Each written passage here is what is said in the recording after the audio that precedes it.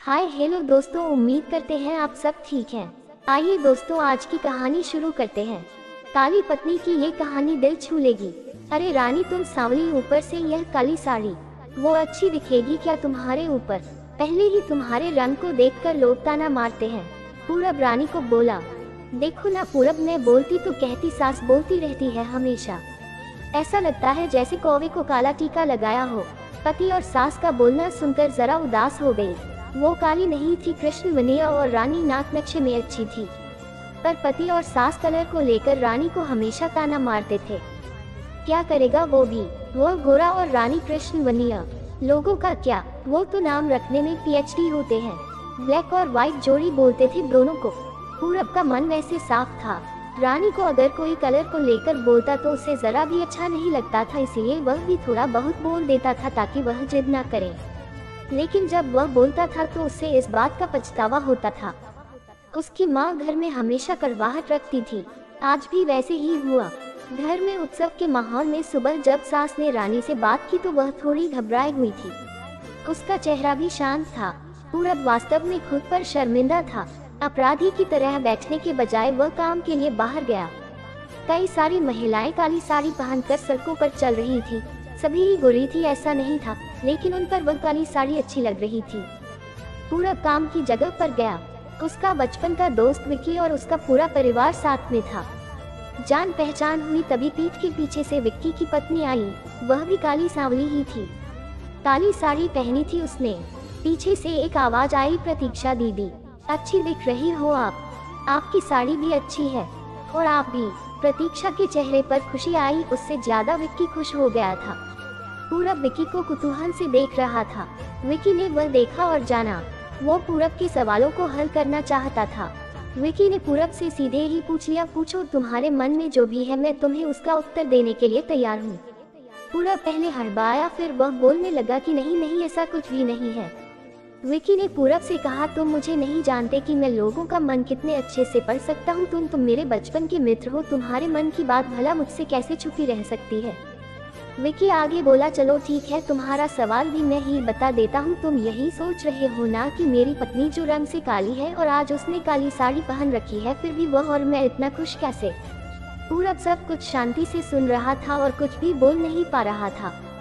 विक्की बोला, काला रंग ऐसा रंग है जिसमें दुनिया का कोई भी रंग मिला दे वह कभी नहीं बदलता, यानी कि किसी और रंग की संगत में वह अपना अस्तित्व कभी नहीं छोड़ता।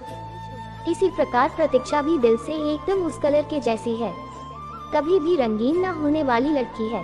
वह अपने मर्जी से जिए, यही मुझे लगता है। मैं उसे खुश देखना चाहता हूँ। लोगों का क्या, वह तो बैठे ही है बुरा भला बोलने के लिए। गोरी औरत रही तो छिपकली बोलते हैं, काली होती है तो चूहा या कौवा बोलते हैं। क्या क्या नहीं बोलते लोग। ताना मारने वाले मारते रहे, हमें हमेशा खुश रहना चाहिए। वही मैं अब कर रहा हूँ। वो सुबह मुझे बोली, मैं कैसी दिख रही हूँ, अच्छी लग रही हो तुम। ऐसा बोलने पर उसके चेहरे पर वो कोलगेट स्माइल देखकर मुझे सकारात्मक ऊर्जा मिली। घर से बाहर निकले तो सभी बोलने लगे कि अच्छी लग रही हो भाभी। हम दोनों ने अच्छे मन से यह बात सोची, कोई न कोई ताना मारने के लिए बोला ही होगा ना, उस वजह से जीने की दिशा क्यों बदले। पूरब को उसके घर का सुबह का माहौल याद आया। वो खुद पर ही चिढ़ गया। उसे लगा वो सचमुच में गलत था। मैं ही रानी को दुख देता हूँ, उस वजह से सब उसे बोलते हैं। अब मुझे ही अपनी भूल सुधार कर उससे माफी मांगने होगी। उसने हंसते हुए विक्की को अलविदा कहा। अपना काम निपटा कर वह एक साड़ी की दुकान पर गया। रानी के लिए उसने काले रंग की साड़ी ली और घर गया। घर जाने के बाद रानी शांत बैठी थी। उसने रानी को आवाज दी और साड़ी उसके हाथों में दे दी। रानी को जरा अलग ही लगा। उसने प्रश्नार्थक नजरों से पूरब की ओर देखा। उसने बॉक्स खोलकर देखा तो काले रंग की साड़ी थी। रानी, मैं लाया हूँ तुम्हारे लिए ये साड़ी, आज पहन के दिखाओ कैसी दिखती हो तुम।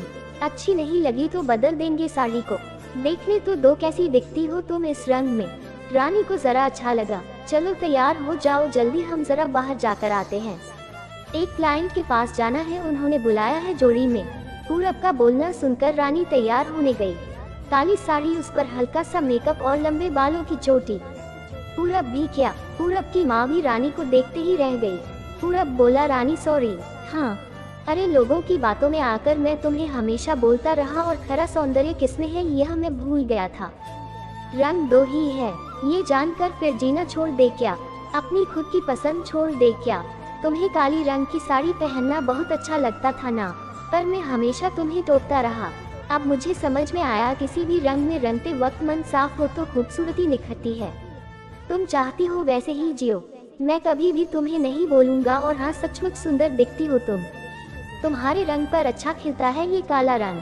रानी के चेहरे की लाली और भी ज्यादा बढ़ गई थी यह बात सुनकर। शर्मा कर वह पूरब को बोली, क्या आप भी? पूरब ने रानी का मुस्कुराता हुआ चेहरा देखा और उसके बदले हुए विचारों से पूरब खुश हुआ। मन ही मन में पूरब ने विक्की को धन्यवाद किया, क्योंकि यह परिवर्तन विक्की के शब्दों द्वारा हुआ था। खूबसूरत देखने के लिए खूबसूरत देखना जरूरी नहीं है, बल्कि खूबसूरत सोच होना जरूरी है। इंसान का अगर मन सुंदर है तो इससे कोई फर्क नहीं पड़ता कि वह किस रंग का हो। वीडियो पसंद आया हो तो लाइक, सब्सक्राइब और शेयर करें।